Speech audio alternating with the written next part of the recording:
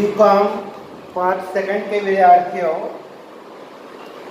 आज हम ख्याति का मूल्यांकन विषय का न्यूमेरिकल करने जा रहे हैं।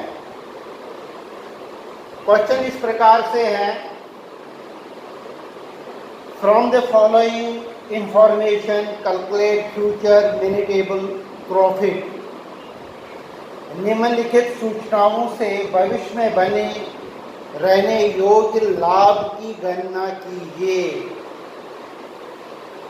Calculate future maintainable profit from the following information के आधार पर जो इंफॉर्मेशन दी गई है हमारे इस प्रश्न में, उसके आधार पर हमको भविष्य में बने रहने योग्य लाभ की गणना करनी है।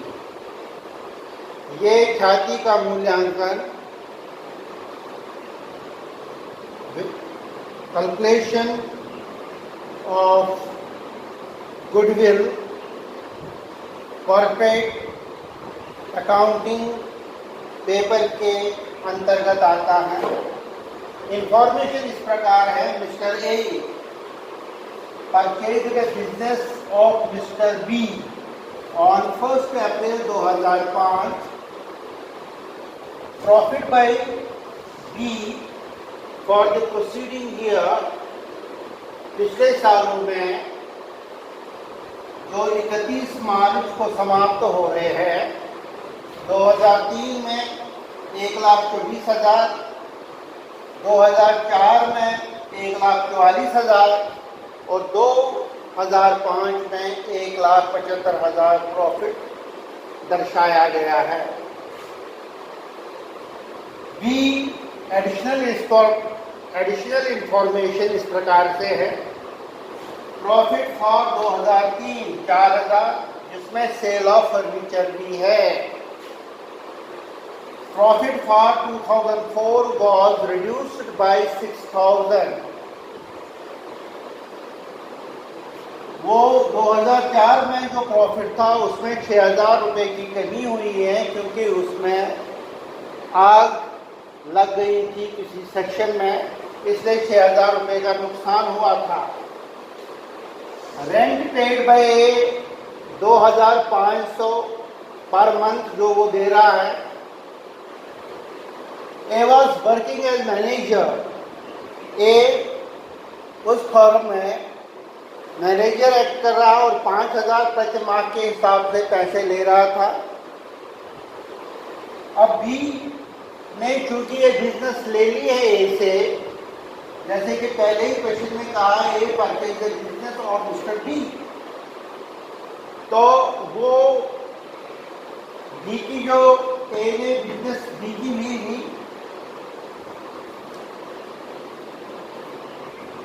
तो उसने वो intent to replace the manager, वो उसको 2,000 रुपये पर मंथ के हिसाब से दूसरे मैनेजर को रखना चाहता है। और दूसरा इंश्योरेंस प्रीमियम 7,500 पर एनम के हिसाब से वो दिया गया है। अब आपको फिर से क्या करना है, जैसे कि आपको पहले भी थ्योरेटिकल पेपर में बताया गया है कि calculation of future maintainable profit कैसे निकाला जाता है, जिसको हम कहते हैं शॉर्ट फॉर्म में कैलकुलेशन ऑफ FMP। सबसे पहले हम एवरेज प्रॉफिट को निकालते हैं। एवरेज प्रॉफिट के आधार पर हम दो चीज़ें ऐड करते हैं generally, expenses that will not occur in future. पहले हम उसको उन एक्सपेंसेस को ऐड करते हैं जो आने वाले दिनों में दोबारा नहीं होंगे। जैसे कि इस क्वेश्चन में expenses that will not occur in future, क्योंकि आग लग गई थी और आग एक ही बार लगने की संभावना होगी, तो और क्वेश्चन में भी कह रहा है एक ही बार हुआ है, तो 6,000 रुपये लेस होगा। और या income and profit that will arise in future, कि आने वाले वक्त में इनकम या प्रॉफिट जो आने वाले समय में होने की संभावना है,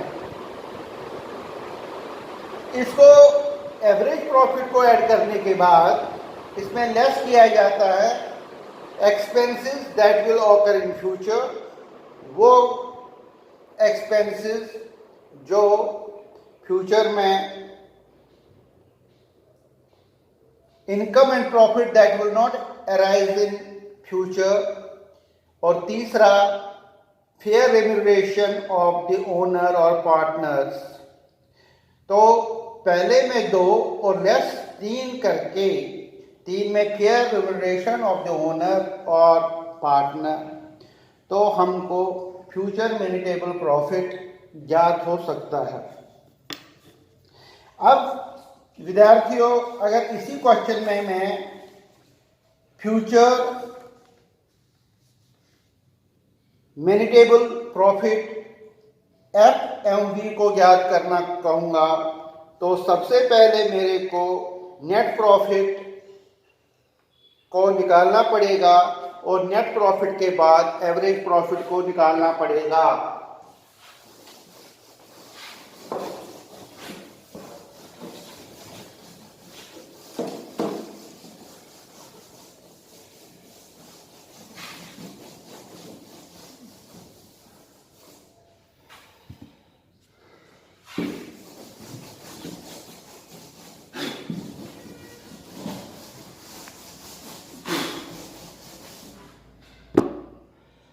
अब इस क्वेश्चन को करने में हम क्या लिखेंगे? Step first, calculation of adjusted profit, adjusted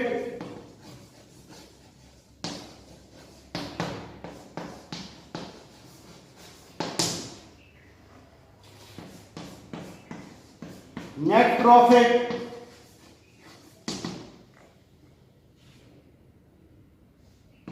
for the year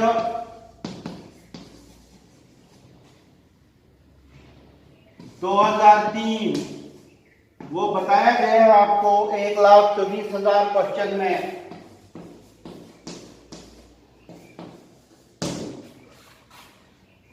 इसमें से लेस क्या करेक्ट किया जाएगा? Profit on sale of furniture,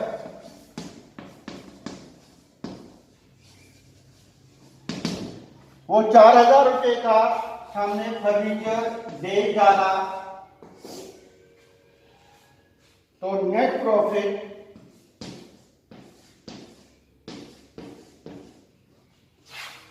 1,20,000 का हुआ, क्योंकि हमारे 4,000 का एसेट्स कम हो गए।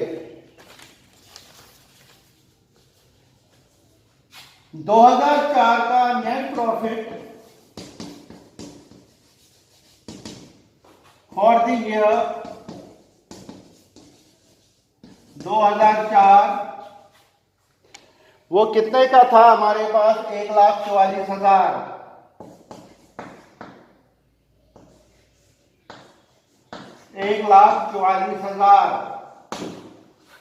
अब इसमें ऐड हो जाएगा जो फायर की वजह से नुकसान हो गया, वो 6,000 रुपये नुकसान हो गया, तो 1,50,000 रुपया net profit for the year जो निकल कर आया वो 1,50,000 आया। नेट प्रॉफिट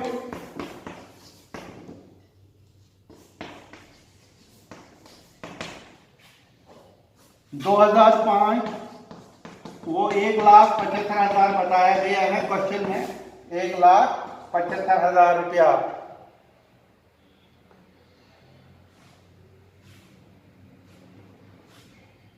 अब अगर हम इसका एवरेज प्रॉफिट निकालेंगे, जैसे कि हमको कहा गया है कि एवरेज प्रॉफिट से ही कैलकुलेशन की जाती है और calculation of future maintainable profit निकाला जाता है।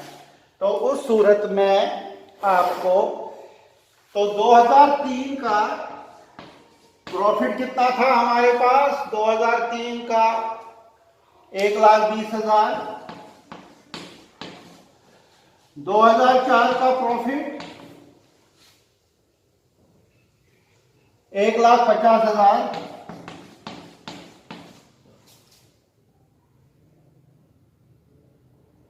और 2005 का 1,75,000। जब हम उनको जोड़ देंगे तो ये 9,45,000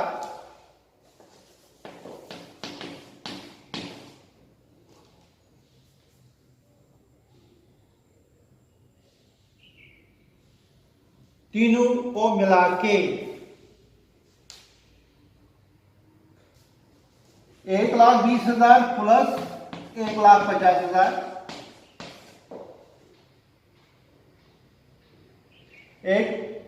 इज इक्वल टू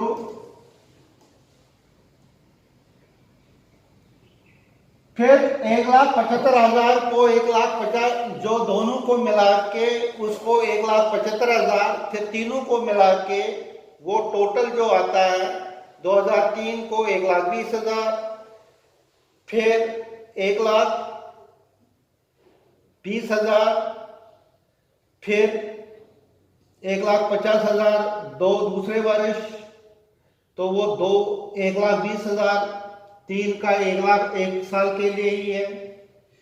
2004 का 1,50,000 2 वर्षों के लिए है, 4 और 5 तो वो 3 लाख हो गया। और 1,75,000 रुपया जो 2005 में है वो इसका जो वेट दिया जाएगा वो 3 साल का दिया जाएगा तो वो 1,75,000 इंटू 3 इज इक्वल टू 5,25,000 जिसको हम कहते हैं weighted average profit. Weighted average profit तो हमने इसका क्या निकाला? Weighted average profit. और जब हम वेटेड एवरेज प्रॉफिट को कैलकुलेशन करके उसको एवरेज प्रॉफिट निकाल दूंगा तो वो 9,45,000 divided by 6, 9,45,000 divided by 6 is equal to वो हमारे पास आ गया 1,57,500। तो स्टेप 2 में हमने क्या किया? हमने net profit weighted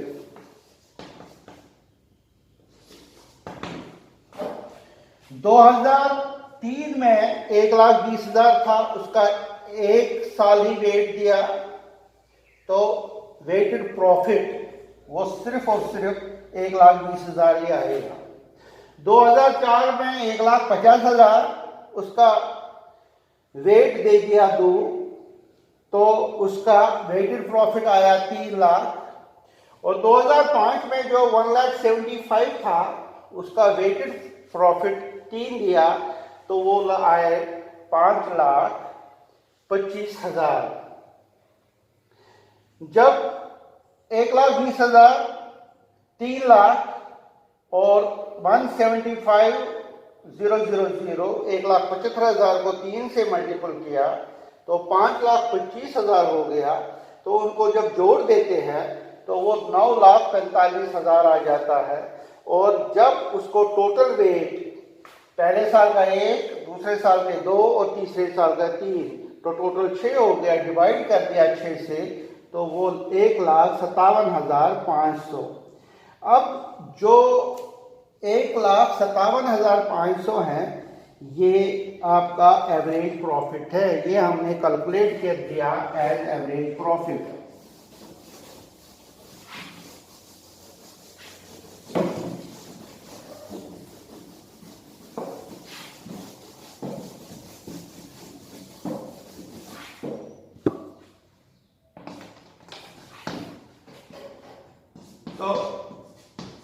average profit कितना आया आपका एज पर कैलकुलेशन 157,000। अब ऐड इसमें करेंगे expensive not incurred in future, not to B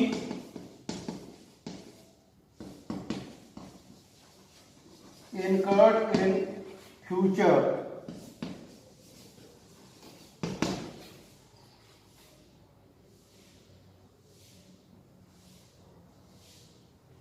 वो सैलरी ऑफ द मैनेजर 2,000 रुपया, तो वो 24,000 हो गया। तो ये आ गया 1,81,500। अब less expenses to be incurred in future.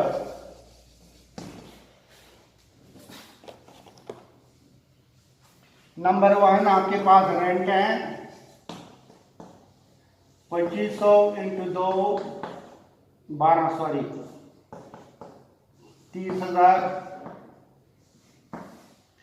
दूसरा आपका इंश्योरेंस प्रीमियम है, वो 7,500 है पर एनम। और तीसरा है फेयर रेम्यूनरेशन टू ए, वो हमारे 5,000 थे, 12 के साथ करेंगे तो 60,000 होंगे। तो 60 की 90, 90 और 7 97,500। तो फ्यूचर मेंटेबल